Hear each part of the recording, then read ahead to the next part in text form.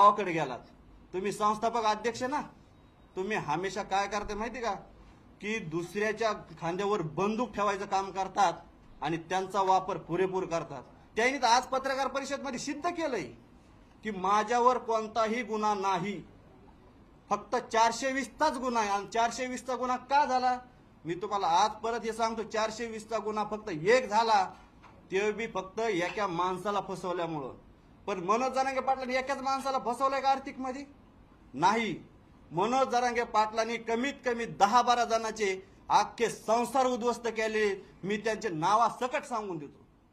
मनोज जरांगे पाटील, एक दिवस असा होता की मनोज जरांगे पाटलाला जर बाथरूमला जरी जायचं असलं ना, तरी एक मुलगा त्याच्यासाठी डबा घेऊन जायचा. डबा त्या मुलाचा इतका प्रामाणिकपणे त्यांच्यावर जीव लावलेला माणसाला आज बर्बाद केलाय आणि तो आज लोकांच्या इथं कामाला सालानी